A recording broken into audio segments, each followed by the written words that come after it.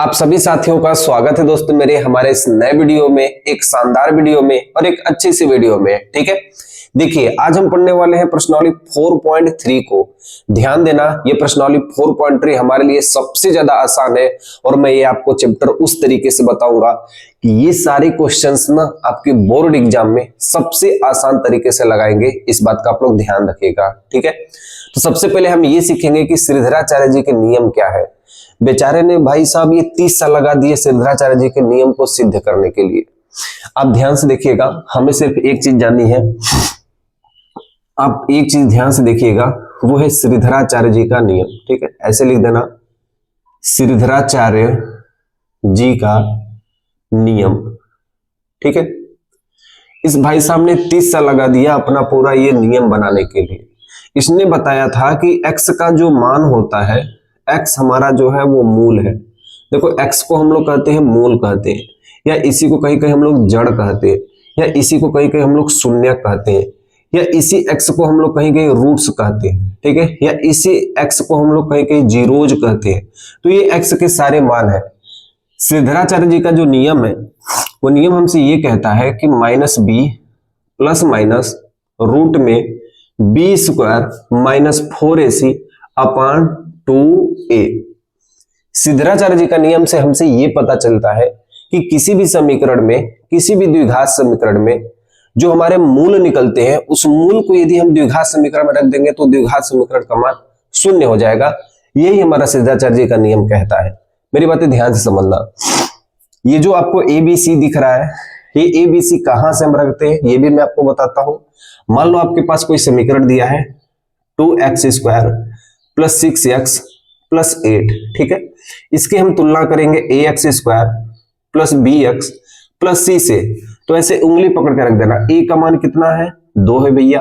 अच्छा, b का मान कितना है मेरे भाई 6 है। अच्छा, c का मान कितना है मेरे भाई 8 है।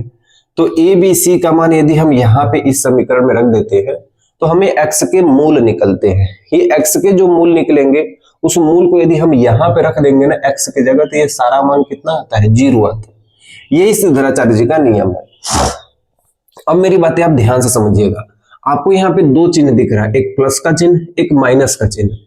तो जो x के मूल निकलते हैं ना वो दो मूल निकलते हैं। x के जो मूल निकलते हैं ना वो दो मूल निकलते हैं। ध्यान देना मेरी बातों को। एक x बराबर होता है, एक x बराबर होता है -b, एक हम प्लस वाला लेते हैं, प्लस रूट में b square minus 4ac upon 2a। ठीक है, तो देखो ये प्लस वाला जब होता है ना तो इस प्लस वाले को हम कहते हैं अल्फा। इस प्लस वाले को हम लोग कहते हैं अल्फा। इस प्लस वाले को हम लोग क्या कहते हैं अल्फा। लिख देना x के जगह पे ऐसे लिख देना आप लोग, x के जगह पे अल्फा हम लिखते हैं। ठीक है, तो अल्फा बराबर होता है -b प्लस रूट में b स्क्वायर माइनस 4ac बटा के 2a। अब मेरी बातें आपको समझ में आ रही है तो बोलोगे हाँ भैया। देखो इसी x का मान यहाँ पे मैं लिख देता हूं, इसी x का मान -b, एक बार यहाँ पे देखो हमने प्लस वाला लिया है, एक बार हम क्या लेते हैं यहाँ पे माइनस वाला लेते हैं। तो -b माइनस रूट में b square minus 4ac upon 2a। ठीक है, इस बार x की जगह हम क्या लेते हैं बीटा लेते हैं। इस बार x की जगह हम क्या लेते हैं बीटा लेते हैं। देखो बीटा बराबर हो जाएगा -b माइनस रूट में b स्क्वायर माइनस 4ac बटा के 2a। देखो फार्मूला वही है, श्रीधराचार्य जी का नियम ये भी है, श्रीधराचार्य जी का नियम ये भी है। एक को हम लोग अल्फा से डिनोट कर रहे हैं, एक को हम लोग बीटा से डिनोट कर रहे हैं। एक अल्फा वाला मान प्लस में, बीटा वाला मान माइनस में। देखिए एक फार्मूला आप याद रखना, शून्यकों का योग, या कहीं कहीं पूछेगा मूलों का योग। ठीक है, ऐसे स्टार बना देना और लिखना शून्यकों का योग। ठीक है, शून्यकों का योग मतलब अल्फा में बीटा को जोड़ देना, अल्फा में बीटा को जोड़ देना। तो इस मान को इस मान के संग यदि आप जोड़ोगे तो ये रूट वाला कट जाएगा, बचेगा -2b बटा के 2a, 2 से 2 कट जाएगा तो बचेगा -b बटा के a। ठीक है, ये मैंने जोड़ दिया। आप इसको जोड़ोगे ना, इस मान को जोड़ोगे तो -b बटा a आएगा। ठीक है, एक और फॉर्मूला याद रखना, शून्यकों का गुणनफल। ध्यान देना, शून्यकों का योग बराबर -b/a और शून्यकों का एक फार्मूला होता है गुणनफल। शून्यकों का एक फार्मूला होता है गुणनफल, alpha into beta. Alpha into beta बराबर कर देंगे तो हमारे पास आएगा सी बाई ए। ठीक है, तो ध्यान देना, एक शून्यकों का योग का फार्मूला ये होता है, शून्यकों का गुणनफल का फार्मूला ये होता है। ठीक है, के लिए पहले आप विविक्तर का फार्मूला लिख लो। ठीक है, ऐसे आप लिख लेना विविक्तर, विविक्तर। विविक्तर का फार्मूला होता है डी बराबर बी स्क्वायर माइनस 4ac। ठीक है, ये विविक्तर का फार्मूला है। ठीक है, या इसी को हम लोग कहते हैं मूलों की प्रकृति, या इसी को हम लोग कहते हैं मूलों की प्रकृति। मूलों की प्रकृति कहो या विविक्तर कहो, दोनों बात क्या है, एक ही है। ये दोनों बात क्या है, एक ही है। ठीक है, मेरी बातें ध्यान से समझना। आप यहां पैसे लिखना कंडीशन नंबर 1, कंडीशन नंबर 1। देखो मेरी बातें ध्यान से, अगर मैं आपसे कहूं कि एक ऐसा मान ले लो जो 0 से बड़ा हो, तो 0 से बड़ा मैं किसकी बात कर रहा हूं, मैं कर रहा हूं करड़ी में 4। और एक ऐसा मान ले लो जो खुद 0 हो, एक ऐसा मान ले लो जो 0 से छोटा हो। 0 से छोटा हो मतलब -31 मैंने ले लिया। मैंने आपसे कहा, फिर से ध्यान से देना, एक ऐसा मान ले लो जो 0 से बड़ा हो, एक ऐसा मान ले लो जो 0 के बराबर हो, एक ऐसा मान ले लो जो 0 से छोटा हो। देखो ये रूट में 4 है, इसको करड़ी के बाहर निकाल सकते हैं। करड़ी के बाहर निकालेंगे तो ये 2 हो जाएगा। ठीक, करड़ी में 0 है, 0 को हम बाहर निकाल सकते हैं, ये 0 हो जाएगा। लेकिन करड़ी में 31 को हम बाहर निकाल सकते हैं, इसको बाहर नहीं निकाल सकते हैं। ये हमारी काल्पनिक संख्या है, ये हमारी जो संख्या है करड़ी में 31, ये काल्पनिक संख्या है, तो इसका कोई हल नहीं है। आपको बस यही 3 कंडीशन ध्यान देना, इस चैप्टर के सारे सवाल लग जाएंगे। ध्यान से समझना। देखो कंडीशन नंबर 1 में क्या है कि यदि बी स्क्वायर माइनस 4ac का मान, ठीक है, 0 से बड़ा हो, बी स्क्वायर माइनस 4ac का मान 0 से बड़ा हो, तो वहां पे जो हमारा मूल निकल के आता है वो निकल के, देखो यहाँ पे 2 मान निकलेंगे, एक प्लस और माइनस। ठीक है, तो मूल हमारा निकलेगा वास्तविक, हमारा जो मूल निकलेगा वो निकलेगा वास्तविक और असमान निकलेगा। हमारा जो मूल होगा वो कैसा होगा, वास्तविक होगा और असमान होगा। ठीक है, वास्तविक होगा और असमान होगा, मतलब यहाँ पे 2 मान होंगे। ऐसे लिख देना, यहाँ पे 2 मान होंगे। x के कितने मान होंगे, 2 मान होंगे। ठीक है, आप यहाँ पे लिखना कंडीशन नंबर 2, कंडीशन नंबर 2। देखो कंडीशन नंबर 2 में क्या होता है, यदि हम बी स्क्वायर माइनस 4ac का मान 0 ला दिए, यदि हमने समीकरण को हल करके बी स्क्वायर माइनस 4ac का मान यदि हम 0 ला दिए, तो वो समीकरण हमारा वास्तविक, वो समीकरण हमारा वास्तविक और समान होता है। ठीक है, ऐसे भी एरो बना देना। ठीक है, वो समीकरण हमारा कैसा होता है, वास्तविक होता है, समान होता है।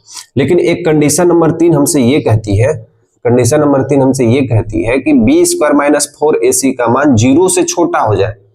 बी स्क्वायर माइनस 4ac का मान यदि ये 0 से मान छोटा हो जाएगा तो ये देखो काल्पनिक है, इसका कोई हल होगा, नहीं होगा। 0 से छोटा -31 है, इसका कोई हल नहीं होगा।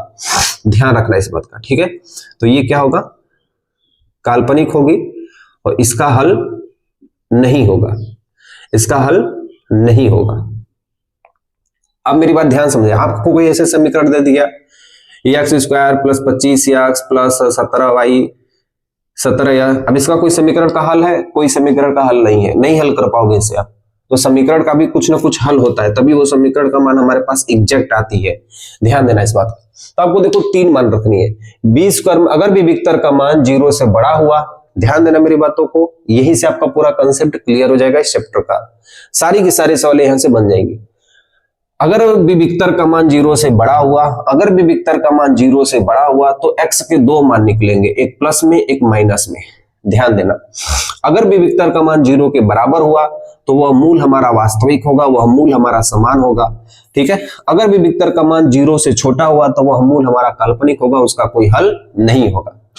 ध्यान देना मेरी बातों को।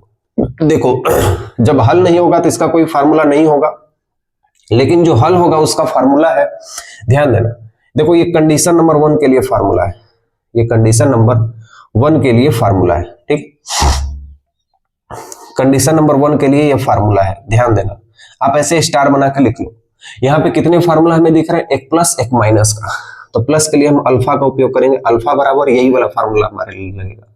अगर कंडीशन नंबर 1 हमारे पास आती है तो ये वाला फार्मूला लगेगा, अल्फा वाला फार्मूला, ठीक है, -b प्लस रूट में b² - 4ac अपान 2a, और यहाँ पे एक बीटा का भी फार्मूला लगेगा, क्योंकि यहाँ पे कितने मूल निकलेंगे, 2 मान निकलेंगे, तो एक अल्फा का मान निकलेगा, एक बीटा का मान निकलेगा, -b माइनस रूट में b² - 4ac अपान 2a, ठीक है। अब ऐसे बना देना आप लोग, ठीक है।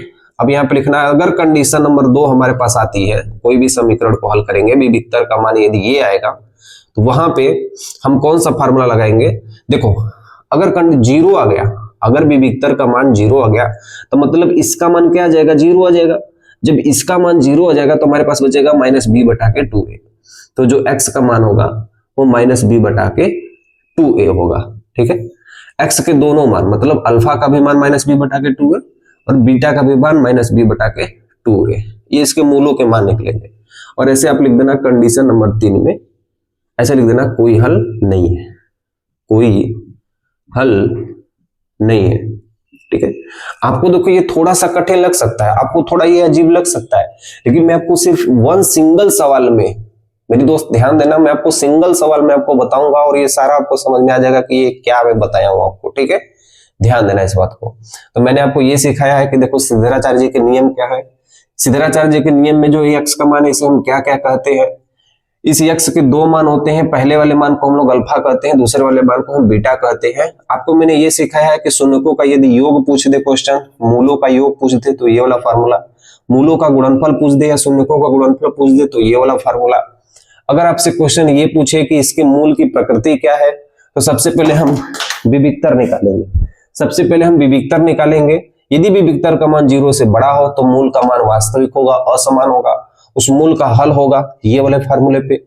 अगर विविक्तर का मान 0 के बराबर हुआ तो ये कंडीशन नंबर 2 का फार्मूला लगेगा। अगर विविक्तर का मान 0 से छोटा हुआ तो ये वाला फार्मूला लगेगा, मतलब कोई हल इसका नहीं होगा।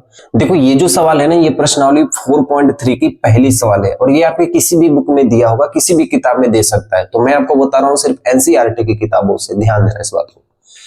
मैं देखो इसी फार्मूले से सारा हल करने वाला हूं। तो सबसे पहले इसका हम हल लिखेंगे, ठीक है, ध्यान देना, ऐसे हम लिखेंगे हल, ठीक है। इसकी हम तुलना करेंगे, ax² plus bx plus c से हम तुलना करेंगे। आप ऐसे उंगली पकड़ के लिख देना, a का मान कितना है, 2 है, b का मान कितना है, -3 है, और c का मान कितना है, 5 है। मैंने आपको सबसे पहले बोला है कि मूलों की प्रकृति यानी विविक्तर ज्ञात करना है। आपको स्टेप बाय स्टेप, देखो ये फार्मूला जो बताया ना, मैं आपको स्टेप बाय स्टेप बताया हूं। तो सबसे पहले हम यहाँ पे ज्ञात करेंगे मूलों की प्रकृति। क्या ज्ञात करेंगे, मूलों की प्रकृति। आपको क्वेश्चन ऊपर दिख रहा है, उस क्वेश्चन में लिखा गया है कि मूलों की प्रकृति ज्ञात कीजिए। यदि उसका अस्तित्व है तो उन मूलों का मान ज्ञात कीजिए। तो हम सबसे पहले लिखेंगे मूलों की प्रकृति, या इसी को हम लोग कहते हैं विविक्तर, ठीक है, इसी को हम लोग कहते हैं विविक्तर, ठीक है, ध्यान देना इस बात का। मूलों की प्रकृति का फार्मूला होता है b² - 4ac। तो b² मतलब -3 का स्क्वायर, -4 गुने a का मान कितना है, 2 है, और c का मान कितना है, 5 है, ठीक है। तो 3 तिली का कितना होता है, 9। 3 तिली का कितना होता है भैया, 9। 4 दूना के 8 5 40। क्या आप 40 में से 9 घटा सकते हो, 40 में से 9 घटा सकते हो तो -31 आएगा। क्या यह 31 0 से बड़ा है कि 0 से छोटा है। तो आप बोलोगे भैया जो ये 31 है ना, ये 0 से बड़ा है, 0 से छोटा है। जो हमारा ये 31 है ना, ये 0 से छोटा है। तो जब कोई भी वैल्यू 0 से छोटा होती है, मैंने आपको लिखवाया कि जब भी कोई वैल्यू 0 से छोटा होती है तो वह मूल कैसा होता है, काल्पनिक होता है। उस मूल का कोई उस समीकरण का मूल कैसे होते हैं, काल्पनिक होते हैं। उस समीकरण का कोई हल नहीं होता है। तो आपको सिर्फ यहाँ पे एक चीज लिखनी है प्यारा सा, कि इस समीकरण का मूल, ऐसे लिखना आपको प्यारा सा, कि इस समीकरण का मूल, ठीक है, इस समीकरण का मूल 0 से छोटा है, 0 से छोटा है, इसलिए समीकरण का मूल, इसलिए समीकरण का मूल काल्पनिक वह कोई हल नहीं होगा, वह कोई हल नहीं होगा, कोई हल नहीं होगा। ठीक है, क्लियर यहां तक आपको? तो आपको मैंने यहाँ पे सिखाया कि कैसे, देखो ये जो मैं रूल आपको बताया हूँ ये लाइन बाय लाइन बताया हूँ। अगर हल होता तो कंडीशन नंबर 1 का फॉर्मूला लगाते, अगर हल होता दूसरे पे तो कंडीशन नंबर 2 का फॉर्मूला लगाते, और कंडीशन नंबर 3 है तो मतलब कोई हल नहीं है, तो हमने इसका कोई हल नहीं किया। ठीक है, ध्यान देना। देखो नेक्स्ट सवाल क्या दिया है, ये क्वेश्चन 2025 का लेटेस्ट क्वेश्चन है। 2025 के बोर्ड एग्जाम में ये क्वेश्चन पूछा गया था। अब जो भाई ये कंसेप्ट जान रहा है, जिसको ये कंसेप्ट पता है, जिसने ये कंसेप्ट रिवाइज किया है, उसके लिए क्वेश्चन आसान है, वो क्वेश्चन बना सकता है। इस बात का आप लोग ध्यान रखिएगा। ठीक है, ये 2025 के बोर्ड में 2025 वाले पेपर में एग्जाम में पूछा गया था, एमसीक्यू में, बहुविकल्पी में। अब देखो ध्यान से हम इसको क्या करेंगे, सबसे पहले हम लिखेंगे हल। ठीक है, ऐसे आपको प्यारा प्यारा सा चीज लिखना है कि आपको फेयर भी सुंदर दिखे। तो हम लिखेंगे ax² plus bx plus c से हम क्या करेंगे, तुलना करेंगे। आपको नहीं लिखने आता, आप ऐसे उंगली पकड़ के लिख दो, a का मान 3 है, b का मान -4 करड़ी में 3 है, और c का मान कितना है, 4 है। आप ऐसे लिख दो। अब देखो यहाँ पे हमें ज्ञान करना है मूलों की प्रकृति, लिखना ऐसे मूलों की प्रकृति, या इसी को हम लोग कहते हैं विविक्तर। डायरेक्ट आप दोनों में कोई लिख सकते हो, मूलों की प्रकृति, या ऐसे लिख सकते हो विविक्तर, b² - 4ac। तो b² मतलब -4√3 का स्क्वायर, माइनस 4 गुने a का मान कितना है भैया, 3 है, और c का मान कितना है मेरे भाई, 4 है। वर्ग कर दो तो माइनस का वर्ग कर दोगे प्लस हो जाएगा, 4 का वर्ग 4 चौके 16, करड़ी में 3 का वर्ग होता है 3। एक बात ध्यान से देखना, करड़ी में कौवा का स्क्वायर होता है कौवा, कौवा बाहर निकल जाता है, इसलिए करड़ी में 3 का स्क्वायर कितना होता है, 3 होता है। ठीक है, 4 तिहाई 12, 12 चौक 48, ये कितना हो गया, 48 हो गया। अब देखो 16 तिहाई कितना होता है, 48, और ये भी वैल्यू हमारे पास कितना है, 48। क्या मैं 48 में से 48 घटा दूंगा तो कितना मेरे पास आएगा, 0 आएगा। अब ये कौन से कंडीशन में आ रहा है, अब ये कौन से कंडीशन में आ रहा है, इसमें आ रहा है कि इसमें आ रहा है, किसमें आ रहा है, तो बोलोगे भैया ये कंडीशन नंबर 2 में आ रहा है। कंडीशन नंबर 2 हमसे ये कहता है कि यदि b² - 4ac का मान 0 है तो वह मूल वास्तविक होगा, समान होगा, और उस मूल का हल होगा, उस मूल का हल होगा, उस मूल का हल होगा। ठीक है, तो हम यहां पे लिखेंगे कि समीकरण का मूल, समीकरण का मूल, ऐसे आपको प्यारा प्यारा सा लिखना है। ठीक है, समीकरण का मूल वास्तविक होगा। ठीक है, समीकरण का मूल वास्तविक होगा और समान होगा। और कैसा होगा भैया, समान होगा। ठीक है, तो जो x का मान निकलेगा, जो x का मान निकलेगा, यानी जो अल्फा का मान निकलेगा, अल्फा का मान निकलेगा, देखो -b/2a निकलेगा, और बीटा का भी मान निकलेगा -b/2a। तो देखो अल्फा का मान -b मतलब यहां पे हो जाएगा -4√3, एक माइनस ये है, एक माइनस ये है, ये माइनस माइनस क्या हो जाएंगे, प्लस, बटा के 2 गुने a का मान कितना है, 3 है। ठीक है, क्लियर यहां तक? आपको मैं एक ही हल कर देता हूं, दोनों हल करोगे एक ही आंसर आएगा। ठीक है, देखो 2 से काट दोगे, 2 दूना के 4, तो अल्फा का मान कितना आया, 2√3 बटा के 3। क्लियर आपको यहां तक? आप इसको इस तरह भी लिख सकते हो, अल्फा बराबर, आप इसको इस तरह भी लिख सकते हो, 2 बटा के √3 भी लिख सकते हो। ये मैं कैसे किया हूं ध्यान देना। देखो 2√3 है, और इस 3 को हम लिख सकते हैं √3 गुणे √3 लिख सकते हैं। आपको पता है यदि करड़ी में कौवा गुणे करड़ी में कौवा बराबर कितना होता है, कौवा, तो कौवा को हम 2 भागों में तोड़ सकते हैं, इसलिए 3 को भी हम 2 भागों में तोड़ सकते हैं। एक करड़ी में 3, एक करड़ी में 3 खत्म हो जाएगा, इसलिए बचेगा हमारे पास 2 बटा के √3। तो हमारे पास एक मान निकल गया कि नहीं, हमारे पास मूल का मान निकल गया कि नहीं। इसके दोनों मूल क्या होंगे, बराबर होंगे, जो मान अल्फा का वही मान बीटा का भी होगा। ठीक है, ध्यान रखना इस बात। तो ये हमारी जो सवाल लगी है, ये प्रश्नावली 4.3 की पहले की दूसरी सवाल लगी है, इसमें हमने ये सीखा है। ठीक है, अब अगली सवाल देखिए, प्रश्नावली 4.3 की तीसरी सवाल। आपको मैं सारे कंसेप्ट बता रहा हूं, ठीक है, आपको कोई दिक्कत ना हो, मैं आपको देखो सारे क्वेश्चंस बता रहा हूं। मुझे पता है कि कौन सी सवाल आपको कठिन लगेगी, कौन सी सवाल आपको आसान लगेगी। तो जो आसान सवालें होगी ना, वो मैं आपको छोड़ दूंगा, चाहे वो किसी भी प्रश्नावली की हो। जो आसान सवाल नहीं होगी, उस चैप्टर के सारी सवालों को मैं बता दूंगा। ठीक है, इस बात का आप लोग ध्यान रखिएगा। और डिस्क्रिप्शन में जाएंगे, मेरे हाथ से लिखा गया नोट्स है, मैथ का नोट्स है, बिल्कुल आपके लिए फ्री है। जैसे ही क्लिक करोगे आपको लिंक मिल जाएगा, आप वहां से सारे नोट्स को देख सकते हो। ठीक है, देखो इसके हम सबसे पहले क्या करेंगे, तुलना करेंगे। ax square plus bx plus c से हम क्या करेंगे, तुलना करेंगे। तो a का मान मेरे दोस्त कितना आएगा 2, b का मान कितना आएगा -6, c का मान कितना आएगा 3 आएगा। ठीक है, सबसे पहला मान निकालेंगे हम मूलों की प्रकृति। मूलों की प्रकृति ऐसे आपको लिखना भी है, ठीक है, या इसी को हम लोग क्या कहते हैं, विविक्तर कहते हैं। अब आपके लिए ये आसान हो रहा है कि नहीं। मूलों की प्रकृति विविक्तर का फार्मूला क्या होगा, आप बोल दोगे भैया b स्क्वायर माइनस 4ac। हम b की जगह कितना रख देते हैं, 6 रख देते हैं, -6। 4 गुणे a का मान हम कितना रख देते हैं 2, और c का मान कितना रख देते हैं 3, और ये हमारे पास आंसर आएगा 4 दूना के 8 लिखे 24, और 36 में से 24 घटा देंगे तो हमारे पास आंसर आएगा 12। और ये 12 हमारा 0 से बड़ा है। जब मान 0 से बड़ा होता है, जब मान 0 से बड़ा होता है, ये 0 से बड़ा है, तो उसके 2 मान निकलते हैं। ठीक है, तो हम लिखेंगे इस समीकरण, लिखेंगे हम लोग समीकरण का मूल वास्तविक होगा, वास्तविक व असमान होगा। वो क्या होगा, असमान होगा। ठीक है, आप इस बात का ध्यान देना, समीकरण का मूल वास्तविक होगा और असमान होगा। तो ये कौन से कंडीशन में है, कंडीशन नंबर 1। और कंडीशन नंबर 1 के लिए देखो अल्फा और बीटा का 2 फार्मूला लगेंगे। तो यहाँ पे अल्फा का मान निकल जाएगा क्या चीज, -b, क्या निकलेगा -b प्लस रूट में b स्क्वायर माइनस 4ac बटा के 2a। कंडीशन नंबर 1 आया है इसलिए ये वाला फार्मूला। कंडीशन नंबर 2 आएगा मेरे भाई ये वाला फार्मूला। कंडीशन नंबर 3 आएगा कोई हल नहीं होगा। आप इसी बात को बस ध्यान रखिएगा। ठीक है, और यहाँ पे मैं बीटा का भी फार्मूला लिख देता हूँ, -b माइनस रूट में b स्क्वायर माइनस 4ac बटा के 2a। ठीक है, देखो अल्फा बराबर हो जाएगा -b, तो मैं b की जगह क्या रख देता हूँ -6 plus b square minus 4ac, b square minus 4ac, इसका मान हम डायरेक्ट 12 रख सकते हैं। देखो इसी को हल करके हम 12 लिखा है, इसलिए हम डायरेक्ट करड़ी में क्या रख सकते हैं, 12 रख सकते हैं। ठीक है, बटा के 2 गुने a का मान कितना है, a का मान हमारे पास 2 है।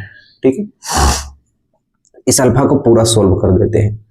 देखो ये -6 प्लस 6 हो जाएगा, रूट में 12 को हम लिख सकते हैं 2 दूना के 4 ते 12, यानी 2 रूट हम लोग 3 लिख सकते हैं।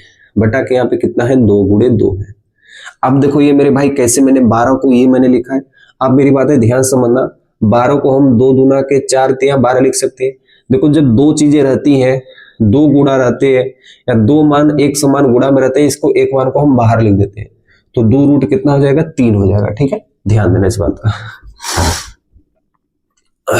तो हमारे पास क्या है, ये वैल्यू आई।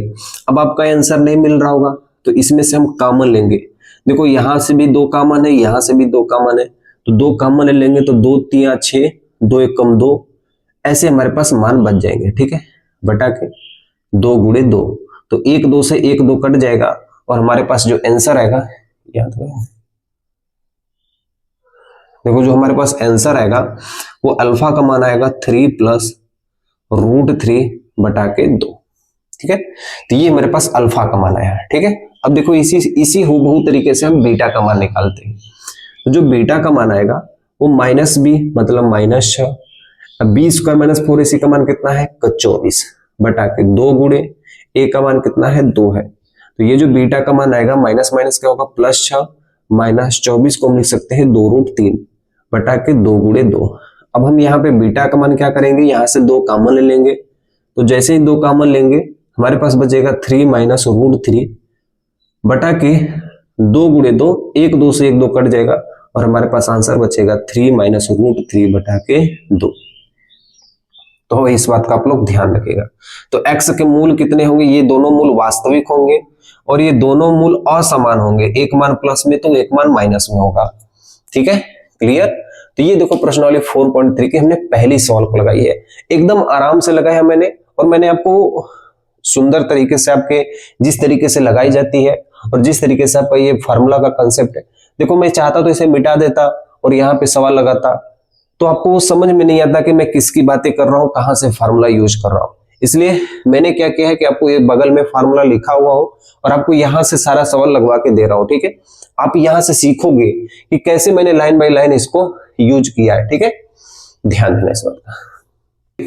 देखिए ये प्रश्नावली 4.3 की दूसरा का ये पहला सवाल है, आप यहाँ पे लिख देना दूसरा का ये पहला सवाल। ये सवाल एकदम आसान है। ठीक है, हमसे क्वेश्चन में ये कह रहा है कि निम्न द्विघात समीकरण में, आपको ये जो सवाल दिख रही है प्रश्नावली 4.3 की दूसरी की, ये पहली सवाल है और ये दूसरी की दूसरी सवाल है। ठीक है, देखो ये सवाल ना क्वेश्चन में हमसे क्वेश्चन कहा है कि आप इस क्वेश्चन में k का एक ऐसा मान निकालो जिससे हमारा मूल क्या हो, वास्तविक हो और मूल हमारा बराबर होना चाहिए। तो मुझे k का सिर्फ मान निकालना है। क्वेश्चन सबसे आसान है, ध्यान देना इस बात को। देखो हम क्वेश्चन को कैसे हल करते हैं। ठीक है, सबसे पहले हम ax square plus bx plus c से तुलना करेंगे। ठीक है, आप ऐसे लिख देना, a का मान कितना आएगा, 2 आएगा, b का मान कितना आएगा, b के मान की जगह k है, और c का मान कितना है हमारे पास भैया 3 है। मैंने आपको क्वेश्चन में ऐसे सिखाया कि मूलों की क्या करना है, प्रकृति ज्ञात करना है। मूलों की प्रकृति, या कहीं कहीं से भी विक्टर भी लिखा हुआ होता है। तो मूलों की प्रकृति बराबर फॉर्मूला क्या होता है, बी स्क्वायर माइनस 4ac बराबर 0। तो बी स्क्वायर का मतलब हमारे पास k है तो हम रखेंगे k स्क्वायर, और मेरे भाई 4 है तो हम यहाँ पे 4 लिख देंगे, a है तो हमारे पास 2 लिख देंगे, और c है तो हमारे पास 3 लिख देंगे। ठीक है, तो k स्क्वायर बराबर 0, 4 दुना के 8 लिखे 24, k स्क्वायर माइनस 24 बराबर 0। क्या हम लिख सकते हैं, तो क्या हम मेरे भाई इस तरह लिख सकते हैं, माइनस 24 को उधर भेजेंगे तो प्लस 24 हो जाएगा, और स्क्वायर को उधर भेजेंगे तो ये हमारे पास k बराबर हो जाएगा रूट में 24। और 24 को हम क्या लिख सकते हैं, 24 को हम लिख सकते हैं 4 6 के 24, मतलब 2 दुना के 4, 4 दुना के 8 लिखे 24, ऐसा हम लिख सकते हैं। देखो ये 2 कॉमन दिख रहा है इसलिए हम इसको बाहर निकाल लेंगे, और हमारे पास बचेगा 2 3 6। तो हमारे पास जो रूट में बचेगा वो बचेगा 2 रूट 6। तो देखो ये 6 के 2 मान निकलेंगे, एक प्लस एक माइनस में। अब ये जो वैल्यू निकली है k की ना, इस k का मान यदि हम यहाँ पे रख देते हैं तो जो समीकरण का जो मूल निकलेगा ना, वो मूल वास्तविक होगा। वो मूल, उस मूल का वास्तविक होगा, वह मूल समान भी हो सकता है, वह मूल असमान भी हो सकता है। इस बात का आप लोग ध्यान रखिएगा। ठीक है, लेकिन उस मूल का हल होगा। तो यहाँ पे आपको लिख देनी है कि प्लस और माइनस जो 2 रूट 6 है, एक ऐसा मान है, ऐसा आप लिखना, एक प्यारा सा चीज लिखना। ठीक है, एक ऐसा मान है लिखना आप लोग, एक ऐसा मान है, एक ऐसा मान है जो, एक ऐसा मान है जो k के स्थान पर रखने पर, इस k के स्थान पर इसको यदि हम रख देते हैं, जो k के स्थान पर रखने पर समीकरण का मूल वास्तविक होगा। क्या होगा भैया, समीकरण का मूल वास्तविक होगा। आपको इस बात का ध्यान रखना है। ठीक है, समीकरण का मूल क्या होगा, वास्तविक होगा। ठीक है, वास्तविक होगा, आप इस बात का ध्यान देना। अब इसी लगे हाथ हम ये भी सवाल को हल कर देते हैं। अब इसके पहले हम गुना करेंगे तो kx स्क्वायर हो जाएगा, इसका गुना इसमें होगा तो, और k का गुना 2 में करोगे तो माइनस 2kx हो जाएगा, माइनस 2kx प्लस 6 बराबर 0। इसकी हम तुलना कर देंगे, ax square plus bx plus c से हम तुलना कर देंगे। ठीक है, ध्यान देना। तो हमारे पास a का मान कितना निकलेगा, बोलोगे भैया k है, b का मान कितना निकलेगा, बोलोगे भैया माइनस 2k निकल के आ रहा है, और c का मान कितना निकलेगा भैया, बोलो आपको 6 निकलेगा। ठीक है, क्लियर। आप ऐसे निकाल देना मूलों की प्रकृति, मूलों की प्रकृति, क्या चीज, प्रकृति। मूलों की प्रकृति बराबर होता है बी स्क्वायर माइनस 4ac। ठीक है, तो बी स्क्वायर का मतलब minus 2k square minus 4, a का मान कितना हो गया, k हो गया, और c का मान कितना हो गया, 6 हो गया। ठीक है, देखो 2 दुना के कितना होता है, 4k स्क्वायर, माइनस का स्क्वायर प्लस हो जाएगा माइनस, देखो 4 6 के कितना होगा, 24k, और ये बराबर के हमारे पास क्या है, 0 है। ठीक, तो ये 4k स्क्वायर, ये माइनस 24 के उधर भेज देंगे तो यहाँ पे हो जाएगा प्लस का 24k, 1 के से 1 के कट जाएगा, और 4 से काटेंगे तो 4 6 के 24, तो हमारे पास k का मान कितना होगा, 6 आएगा। इस बात का आप लोग ध्यान रखिएगा। तो हम यही चीज, हम सेम चीज यहाँ पे लिखेंगे कि अतः 6 एक ऐसा मान है। ठीक है मेरे भाई, हम यहाँ पे लिखेंगे 6 एक ऐसा मान है जो k के स्थान पे रखने पर, जो k के स्थान पर रखने पर, ऐसे आप लोग लिखना, k के स्थान पर रखने पर समीकरण का मूल कैसा होगा, वास्तविक होगा। समीकरण का मूल कैसा होगा, वास्तविक होगा। इस बात का आप लोग ध्यान रखिएगा। ठीक है, क्लियर। तो मेरे भाई, जो ये गणित होती है ना, हमें सीक्वेंस में लगानी होती है। जो ये गणित होती है ना, हमें चीजों को समझना होता है, हम आपको छोटे छोटे कंसेप्टों को बताते हुए लेके चलते हैं, ठीक है। मैंने आपसे एक ही चीज कहा है शुरू में कि जो मैं आपको ये क्लास कराऊंगा, जो मैं आपको ये बैच दिलवाऊंगा, एक प्रकार से समझो एक बैच ही है, ठीक है। इसमें मैं सारे कंसेप्ट को बताते हुए चलूंगा, सारे ट्रिक्स को बताते हुए चलूंगा और सारे क्वेश्चंस के अलग अलग टाइप के मेथड्स बताते हुए चलूंगा। आपको इस सारे क्वेश्चंस के बेहतरीन सॉल्यूशन यहाँ पे देते हुए चलूंगा और मेरा बताया हुआ एग्जाम में क्वेश्चन आना ही आना है। आप इस बात का निश्चिंत रहना, ठीक है। बस मेरा क्वेश्चन एग्जाम में फंसना चाहिए, ठीक है। नोट कर लो इसको। इसके बाद हम लोग पढ़ेंगे प्रश्नावली 4.3 के तीसरी सवाल, ठीक है। देखिए ये जो आपको क्वेश्चन दिख रहा है ना, ध्यान देना। आपको देखो प्रश्नावली 4.3 में आप एक बार ध्यान से देखो, सारे सवाल आपको दिया है कि क्या एक ऐसी स्थिति बनाना संभव है। सारे क्वेश्चंस में आपको मिलेगा क्या ऐसा हो सकता है या क्या ऐसी स्थिति संभव है, ऐसे सवालों को आपको पूछा जाएगा। यदि वो स्थिति हमने जो सवाल लगाया उसमें लग गया तो समझो वो स्थिति संभव है। अगर वो सवाल लगाते हुए अगर वो कंसेप्ट नहीं लगा तो वो स्थिति संभव नहीं है। सिर्फ हमें इतना ही करना है, मेरी बातें ध्यान से मानना। अब देखिए जो क्वेश्चन ये दिया है, आपको क्वेश्चन वहां पे पढ़िए, आपको लिखा है कि क्या एक, आपको क्वेश्चन लिखा है कि क्या एक आम की बगिया बनाना संभव है जिसकी लंबाई चौड़ाई से 2 गुनी हो और उसका क्षेत्रफल कितना हो, 800 हो। अगर स्थिति संभव है तो लंबाई और चौड़ाई हमें क्या करनी है, ज्ञात करनी है, ठीक है। एग्जाम में आपको यदि क्वेश्चन पूछा जाएगा ना तो आपको पूरा लगाना होगा, आपको ये क्वेश्चन पूरा लगाना होगा, आपको ये क्वेश्चन पूरा लगाना होगा। इस बात का आप लोग ध्यान रखिएगा, ठीक है। क्वेश्चन आपको पूछा जाएगा तो ध्यान देना मेरी बातों को। क्वेश्चन इन सवालों को हम कैसे बनाते हैं। क्वेश्चन हमसे ये कह रहा है कि मान लेते हैं एक आम की बगिया है। लो भैया हमने मान लिया एक आम की बगिया है, तुम जो कहोगे वो मान लेंगे। क्वेश्चन हमसे ये कह रहा है कि इसकी ये चौड़ाई है, ये लंबाई है, ठीक है। इसकी ये चौड़ाई है, ये लंबाई है। क्वेश्चन हमसे ये कह रहा है कि जो लंबाई है वो चौड़ाई से 2 गुना है, तो चौड़ाई को हम x मान लेते हैं, चौड़ाई को हम लोग x मान लेते हैं। तो लंबाई हमारा क्या होगा, इससे 2 गुना है, 2 गुना का मतलब 2x, ठीक है। क्वेश्चन में हमको ये दे रखा है कि बगिया का क्षेत्रफल दिया है ना, बगिया का क्षेत्रफल। आप क्वेश्चन में देखो आपको दिया बगिया का क्षेत्रफल कितना है, 800 मीटर स्क्वायर। तो किसी भी आयत और वर्ग का क्षेत्रफल क्या होता है, लंबाई गुणे चौड़ाई। अरे भैया बोलो, लंबाई गुणे चौड़ाई। आयत का क्षेत्रफल क्या होता है, लंबाई गुणे चौड़ाई, बराबर कितना है, 800। अच्छा लंबाई का मान कितना है, 2x, चौड़ाई का मान कितना है, x, बराबर कितना हो गया, 800। 2 से काट दो, कितना बार में कटेगा, 400। x का गुणा x में करोगे तो x स्क्वायर बराबर 400। स्क्वायर इधर भेज दो तो भैया ये करड़ी में 400 हो जाएगा, और करड़ी में 400 का मान होता है 20 BCM 400, यानी x का मान कितना निकल गया, 20। तो जब इसका मान 20 होगा तो ये 2 गुना है, तो 20 गुना के कितना हो जाएगा, 40। तो ऐसी स्थिति बनाना क्या होगा, संभव होगा। क्लियर आपको। अब इसी सवाल को हम लोग यहाँ पे हल करेंगे, ठीक है। आप ऐसे लिख देना हल, आप ऐसे लिख देना क्या चीज, हल लिख देना, ठीक है। आप यहां पर लिखना माना, ऐसे आपको लिखना है कि माना। क्वेश्चन में हमको ये नहीं दिया है कि क्वेश्चन आयत है कि वर्ग है। क्वेश्चन में हमको ये बनाना होगा कि माना वह आम की बगिया, माना वह आम की बगिया एक आयत है। एक क्या है हमारे पास, आयत है, ऐसे आपको लिखना होगा, ठीक है।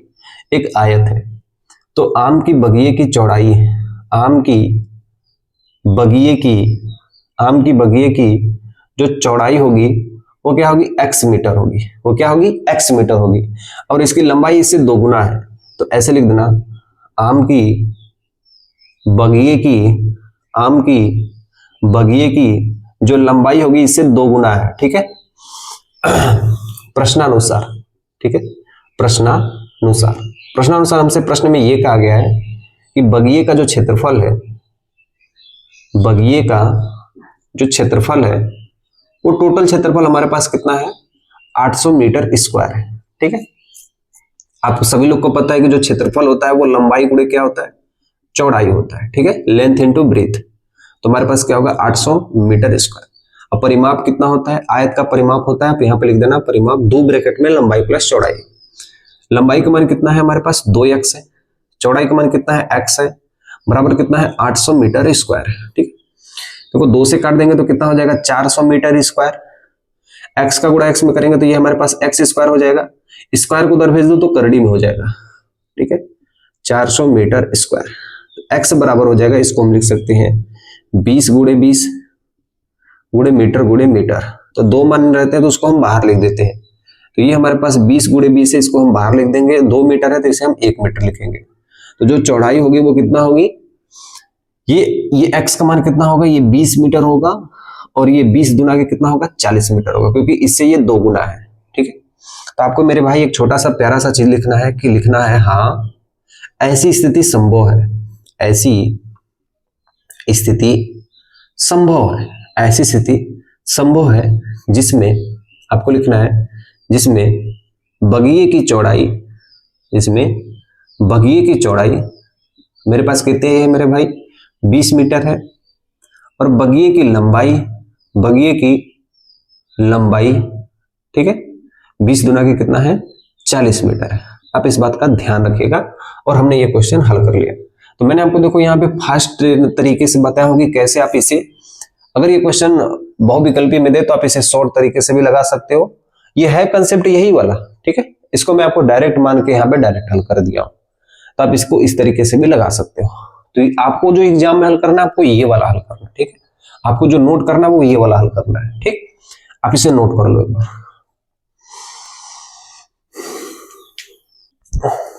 ठीक है। देखिए आपको ये क्वेश्चन दिख रहा होगा, प्रश्नावली 4.3 की ये चौथी सवाल है, और इसमें दिया है कि क्या एक ऐसी स्थिति बनाना संभव है, क्या एक ऐसी स्थिति संभव है तो इनकी वर्तमान आयु ज्ञात कीजिए। 2 मित्र हैं, दोनों मित्र की जो आयु का योग है वो 20 वर्ष है, और क्वेश्चन में हमसे कहा गया कि 4 वर्ष पूर्व उनकी आयु का गुणनफल कितना था, 48 था। तो आपको ऐसे देखो, मैं आपको बता रहा हूं, मान लो ये एक मित्र ये है, ठीक है, और एक मित्र मैं हो गया, ठीक है आपका। और देखो ये मित्र ए है और ये मित्र बी है, मेरी बातों को ध्यान से समझना। क्वेश्चन हमसे ये कह रहा है कि इनकी आयु का योग कितना है, 20 वर्ष है। तो हम मान लेते हैं कि एक का उम्र x वर्ष है, तो दूसरा 20 में से x घटा देंगे तब ना हमको पता चलेगा। अगर एक का मान 5 साल होता तो दूसरे का मान 20 में से 5 घटा देते, मतलब 15 साल होता। कहा जा रहा है 4 साल पहले, मतलब x माइनस 4 हो जाएगा, और यहाँ पे हो जाएगा, इसको 4 साल घटा दो तो 20 में से 4 घटा दो कितना होगा, 16 माइनस x हो जाएगा। इनकी आयु का गुणनफल कितना था, 48 था। यदि ये समीकरण हमसे हल हो जाता है तो इसका मतलब है कि ये जो समीकरण है हमसे बन जाएगा। हमें सिर्फ यही समीकरण हल करना है, आप इस बात का ध्यान रखिएगा, ठीक है। यही समीकरण हमें हल करना है। यदि ये समीकरण हल हो जाएगा तो मेरा मान क्या होगा, सही आएगा, हाँ आएगा। अगर नहीं होगा तो नहीं होगा, ठीक है, ध्यान देना। हम यहां पर लिखेंगे हल, क्या लिखेंगे, हल। हम लिखेंगे माना पहले मित्र की आयु, माना पहले मित्र की आयु, पहले मित्र की आयु हम क्या मानते हैं, x वर्ष मानते हैं। तो दूसरा कितना होगा, तो दूसरे मित्र की आयु क्या होगी, तो दूसरे मित्र की आयु क्या होगी, 20 माइनस x वर्ष, 20 माइनस x वर्ष। प्रश्नानुसार 4 वर्ष पूर्व, 4 वर्ष पूर्व, पूर्व का मतलब होता है पहले, 4 वर्ष पूर्व मतलब ये भी 4 साल छोटा होगा, और ये दूसरा वाला मित्र भी 4 साल क्या होगा, छोटा होगा। 4 साल छोटा होगा मतलब 20 माइनस x माइनस 4 हो जाएगा, और इनका गुणनफल कितना होगा, 48 होगा। इसी मान को हमें क्या करना है, हल करना है, ठीक है, ध्यान देना। इसको हम लिखेंगे x माइनस 4, देखो 20 में से 4 जाएगा तो 16 माइनस x बराबर कितना है, 48 है। x का गुणा 16 में करोगे तो 16x, x का गुणा x में करोगे तो माइनस का x स्क्वायर, 4 का गुणा 16 में करेंगे तो 16 चौके 64, माइनस माइनस क्या होगा, प्लस, 4 का गुणा x में करेंगे तो 4x बराबर कितना हो गया, 48। मेरी बातें ध्यान समझना। हम देखो 16 और 4 को जोड़ देंगे तो कितना होगा, 20x होगा। तो हम लिखेंगे माइनस एक्स स्क्वायर, इसको हम यहाँ पे लिखते हैं माइनस एक्स स्क्वायर, और 16 और 4 कितना हो गया, 20x। ये माइनस 64 है, ये 48 है, इसको ले आके इधर जोड़ दो। ऐसे करो आप, माइनस 64 और माइनस 48 बराबर क्या हो जाएगा, 0 हो जाएगा, ठीक है। अब मेरी बातें ध्यान समझना, ठीक है।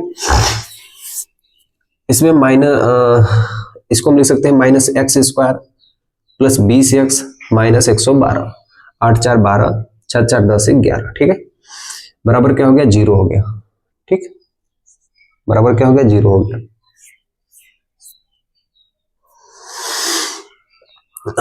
इसमें हम माइनस कॉमन ले लेते हैं, तो जो चीज माइनस है वो प्लस हो जाएगा, जो चीज प्लस है वो माइनस हो जाएगा। तो x square minus 20x, minus 112 क्या हो जाएगा, प्लस 112 हो जाएगा। अब हम 112 का ना गुणनखंड करके देखते हैं कि क्या ऐसी स्थिति संभव है जिसमें जोड़ने या घटाने पर 20 आ जाए। 2 5 10, 2 6 12, 2 से 6 28 दुना के कितना होता है 56, 2 से 14, 2 से 7 और 7 एकम 7। क्या जोड़ने या घटाने पे हमारे पास कहीं भी 20 आ रहा है? 2 दुना के 4, 7 दुना के 14, दुना के 28, 28 और 4 में जोड़ेंगे घटाएंगे तो 20 नहीं आएगा। 2 दुना के 4 दुना के 8, 7 दुना के 14, 14 और 8 ये भी 22 हो जाएगा। तो हमारा स्थिति संभव नहीं हो रहा है। इसको हम चेक कर लेते हैं, इसको हम चेक कर लेते हैं। कैसे चेक करेंगे? देखो यहाँ पे हम यहाँ पे चेक करेंगे, यहाँ पे हम चेक कर लेते हैं अलग से। X square minus 20x plus 112 बराबर क्या होगा, 0 होगा। ठीक है, इसकी तुलना कर देना आप लोग। ax square plus bx plus c बराबर 0, तो a का मान कितना आएगा, 1 आएगा। b का मान कितना होगा, माइनस का 20 होगा। और c का मान कितना होगा, 112 होगा। ठीक, इसके मूल की प्रकृति यानी d बराबर होता है b स्क्वायर माइनस 4ac, इसी को विविक्तर कहते हैं। तो माइनस b स्क्वायर हो जाएगा, 4 गुणे a का मान कितना है, 1 है, और c का मान कितना है, 112 है। ठीक है, तो 2 दूना के कितना हो जाएगा, 400, और 12 चौक 48, और 1 चौके कितना होगा, 4। तो 400 में 448 घटाओगे तो माइनस का 48 आएगा। ठीक है, अब मेरी बातें ध्यान से समझना। क्या ये मान जो आया है माइनस 48, ये 0 से बड़ा है कि 0 से छोटा है? तो बोलोगे आप मेरे भाई कि ये 0 से छोटा है। और जब भी कोई मान 0 से छोटा होता है उसका कोई हल नहीं होता है। तो ये लिख देना आप यहाँ पे कि माइनस 48 है, यह माइनस 48 है, ये 0 से क्या है, छोटा है। अतः इस समीकरण का, अतः समीकरण का हल नहीं है, अतः समीकरण का हल नहीं है। ठीक है, और आपको यहाँ पे एक प्यारा सा चीज लिखना है, आपको यहाँ पे एक प्यारा सा चीज लिखना है कि नहीं ऐसी स्थिति, क्वेश्चन आपसे पूछा है ना कि क्या ऐसी स्थिति संभव है, तो लिखेंगे नहीं ऐसी स्थिति संभव नहीं है। ठीक है, ऐसी स्थिति संभव नहीं है, आपको सिर्फ इतना लिख देना। ठीक है, और आपका ये प्यारा सा पूरा क्वेश्चन लग जाएगा। आपको मैं देखो यहाँ पे कंसेप्ट बताऊंगी कैसे ये है। ठीक है, और मैं आपको यहाँ पे ये पूरा सवाल हल किया हूं। तो मैं सबसे पहले पूरी सवाल को लगाऊंगा, अगर ये सवाल नहीं लगेगा तो हम विविक्तर से चेक कर लेंगे कि क्या ये सवाल का हल है कि नहीं। ठीक है, ध्यान देना इस बात को। तो चलिए नेक्स्ट सवाल देखिए, ये तो चौथा था। अब इसके बाद लास्ट सवाल हम पढ़ेंगे, 5वां सवाल। ठीक है, देखिए क्वेश्चन हमसे ये कह रहा है, लास्ट क्वेश्चन है कि क्या परिमाप 80 मीटर और उसका क्षेत्रफल 400 मीटर ऐसी स्थिति बनाना संभव है, और ऐसी स्थिति संभव है तो हमें लंबाई और चौड़ाई ज्ञात कीजिए। ठीक है, ध्यान देना, हमें ये चीजें ज्ञात करनी है। आप मेरी बातों को ध्यान से समझना। हमें हर एक सवालों को, जो चैप्टर्स की सवालें हैं, उन सवालों को कई रूपों से हमें बनाना है, कई टाइप से बनाना है। देखिए ये चैप्टर की सबसे लास्ट सवाल है। मेरा आपसे देखो ये उम्मीद है ना मेरी दोस्त, ध्यान से समझना। आपको देखो चैप्टर्स को तो लगाने के लिए मेरे संग आपने बहुत सारे लोगों लगा लिए होंगे, आपको ये चीजें रिवाइज करनी है। ठीक है, आपको ये रिवाइज करनी है, आपको एक एक बार धीरे धीरे, अगली क्लास से पहले आपको धीरे धीरे सारे पीछे की चीजों को रिवाइज करना है। ठीक है, डेली का डेली ये काम करना है। जैसे जैसे हम चैप्टर्स में आगे बढ़ेंगे वैसे वैसे आपको पीछे के चैप्टर्स को, कंसेप्ट को आपको रिवाइज करना है। ठीक है, ध्यान देना इस बात को। हमारे पास क्वेश्चन ये कहा गया है कि मान लो कोई एक परिमाप है, परिमाप आयत का भी हो सकता है, परिमाप वर्ग का भी हो सकता है। ठीक है, बोल हमसे रहा क्वेश्चन ये है कि क्या एक ऐसा परिमाप और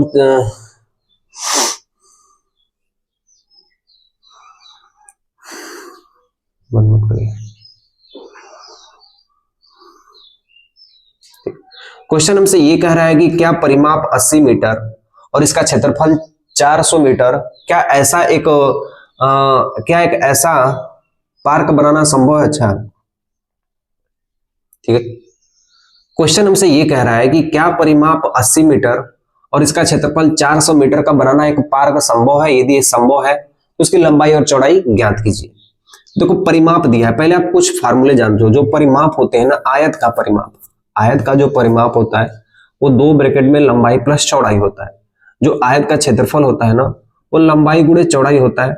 और जो आयत का विकर्ण होता है ना, विकर्ण मतलब सबसे बड़ी भुजा, ऐसे बीच में से काट दोगे तो विकर्ण होता है करड़ी में l square plus B square. ठीक है, हमसे क्वेश्चन ये कह रहा है कि क्या परिमाप 80 मीटर, परिमाप कितना कह रहा है, ध्यान से देखना, परिमाप हमसे कह रहा है 80 मीटर, कितना कह रहा है भैया 80 मीटर। तो परिमाप का फॉर्मूला क्या होता है, 2 ब्रैकेट में l प्लस बी बराबर कितना होता है 80 मीटर। तो यहां से 2 से काट देंगे तो l प्लस बी का मान कितना हो जाएगा 40। तो लंबाई बराबर क्या होगा 40 में से b को हम क्या करेंगे घटा देंगे, तो l का मान निकल गया। और हमसे क्वेश्चन ये कह रहा है ना, हमसे क्वेश्चन ये कह रहा है कि क्या इसका क्षेत्रफल 400 मीटर हो सकता है। तो हम यहां पर लिखेंगे क्षेत्रफल, पार्क का क्षेत्रफल, ऐसे लिख देना, पार्क का जो क्षेत्रफल होगा वो होगा लंबाई गुणे चौड़ाई। क्षेत्रफल हमारे पास दे रखी है 400, लंबाई का मान कितना है, लंबाई की जगह हम लिख देंगे 40 माइनस बी, और चौड़ाई को हम लिख देंगे बी। आप इसका गुणा कर लो, देखो ध्यान से कितना मानेगा, बी का गुणा 40 में करेंगे, बी का गुणा 40 में करेंगे तो 40 बी, माइनस बी का गुणा बी में करेंगे तो बी स्क्वायर, और इधर हमारे पास 400 है। इन सारे मानों को हम इधर लेके आते हैं। ठीक है, ध्यान देना, बी स्क्वायर 40 बी को इधर ले आएंगे तो माइनस 40 बी, और ये हमारे पास 400 पहले से ही है। अब इस समीकरण को हल कर देंगे तो हमें हमारा लंबाई और चौड़ाई प्राप्त हो जाएगा। ठीक है, ध्यान देना। अब इसी चीज को हम यहाँ पे हल करेंगे, इसी चीज को हम यहाँ पे हल करेंगे। ठीक है, ऐसे लिखेंगे हल, मेरे संग लिखना आप लोग, माना पार्क की लंबाई। ठीक है, देखो इस बार हम क्या करते हैं, लंबाई को l मान लेते हैं, चौड़ाई को b मान लेते हैं, इसलिए हमको आसानी होगी। ठीक है, लंबाई l मीटर है और जो पार्क की चौड़ाई है, पार्क की जो चौड़ाई है वो b मीटर है। ठीक है, आप इस बात का ध्यान रखिएगा। आप यहां पर लिख देना प्रश्नानुसार, प्रश्नानुसार क्वेश्चन हमसे पहला स्थिति में यह कहा गया है कि पार्क का जो परिमाप है, पार्क का परिमाप है वो 80 मीटर है। ठीक है, कितना है 80 मीटर है। तो परिमाप का फॉर्मूला सबको पता है, 2 ब्रैकेट में लंबाई प्लस चौड़ाई बराबर कितना होता है 80 मीटर होता है। 2 से 80 को काट दो तो लंबाई प्लस चौड़ाई बराबर कितना हो जाएगा 40 मीटर। आप यहां से लंबाई का जो समीकरण निकालोगे वो 40 में से ये b को देखो हम क्या करेंगे घटा देंगे। ठीक है, 40 में से b को क्या करेंगे घटा देंगे, तो ये हमारे पास लंबाई निकल जाएगी। ठीक है, दूसरी स्थिति में हमसे ये कहा गया है, ठीक है, कि जो पार्क का क्षेत्रफल है, पार्क का जो क्षेत्रफल है, पार्क का क्षेत्रफल जो है, जो पार्क का हमारा क्षेत्रफल है वो लंबाई गुणे चौड़ाई होगा। तो पार्क का क्षेत्रफल हमारे पास कितना दिया 400, और लंबाई कितना है 40 माइनस बी, और चौड़ाई हमारे पास कितनी है b है। b को हमने b रख दिया, लंबाई की जगह हमने 40 माइनस बी को रख दिया। इसको हम समीकरण नंबर 1 ही मान लेते हैं। अभी हमारे पास होगा 400 बराबर b का गुणा 40 में करोगे तो 40 b का गुणा b में करोगे तो b स्क्वायर। अब इन सारे मानों को इधर लेके आते हैं तो माइनस बी स्क्वायर यदि इधर लाएंगे तो ये प्लस का b स्क्वायर, 40 b को इधर ले आएंगे तो माइनस 40 b, और ये 400 हमारे पास पहले से ही है, इक्वल टू 0 हो जाएगा। हमें तो ये पहले से ही दिख रहा है कि ये समीकरण बन रहा है, इस समीकरण को हम यहाँ पे हल करते हैं। ठीक है, B square minus 40b plus 400। देखो ये ऐसे ही दिख रहा है कि ऐसा जोड़ो या घटाओ कि 400 आ जाए, और वो 40 आ जाए और गुणा करने पर 400 आ जाए, तो माइनस 20 लिख सकते हैं कि नहीं, बोलो हाँ। इसको हम समीकरण में जब तोड़ेंगे तो बी स्क्वायर माइनस, अच्छा ये वाला आपको वैल्यू किसको किसको समझ में आ रही है, देखो ध्यान से मेरे भाई, ऐसा मान जोड़ो या घटाओ कि माइनस 40 आ जाए और इन दोनों का मान गुणा करने पे प्लस 400 आए, तो 20 BCM 400 माइनस का गुणा माइनस में कर दोगे तो प्लस हो जाएगा। ठीक है, ऐसा मान हमें निकालना होता है, नहीं तो आप इसे गुणनखंड करके निकाल सकते हैं। ऐसे हम क्या करेंगे, B square minus 20b minus 20b plus 400, दोनों में कॉमन हमें b दिख रहा है तो b का भाग देंगे, यहाँ पे b बचेगा, b का भाग देंगे तो यहाँ पे 20 बचेगा। इन दोनों में कॉमन हमें 20 दिख रहा है तो यहाँ पे बचेगा सिर्फ b प्लस 20 का भागा 400 में दोगे तो यहाँ पे बचेगा 20। दोनों में देखो हमें कॉमन दिख रहा है, इन दोनों वैल्यू में कॉमन दिख रही है b माइनस 20 हमें कॉमन दिख रहा है, तो हमारे पास बचेगा b माइनस b। दोनों मान समान है इसलिए किसी एक मान से हम b का मान निकाल सकते हैं, माइनस b उधर भेजेंगे तो प्लस 20 हो जाएगी। अब मेरी बातों को ध्यान से समझना, जो हमारे पास चौड़ाई है, जो b का मान निकला है, यानी चौड़ाई का मान निकला है, ठीक है, जो चौड़ाई है वो कितना है 20 मीटर है, जो चौड़ाई वो कितना है 20 मीटर है, तो लंबाई कितना होगी, तो लंबाई बराबर होगा 40 माइनस बी, 40 में से 20 घटा दोगे तो लंबाई भी कितना होगा 20 मीटर, यानी यह क्या होगा वर्ग होगा। अरे 20 मीटर लंबाई 20 मीटर चौड़ाई, जब लंबाई और चौड़ाई समान हो तो उसे हम कहते हैं वर्ग। तो 20 20 40 20 63 20 के 80, परिमाप 80 हो गया और क्षेत्रफल 20 BCM 400। हाँ, ऐसी स्थिति बनाना संभव है जब वह वर्ग होगा। तो आप मेरे संग यहाँ पे एक पॉइंट लिखना कि अतः हाँ, ऐसे लिखना, हाँ ऐसी स्थिति बनाना संभव है, ऐसी स्थिति बनाना संभव है यदि पार्क एक वर्ग हो तब,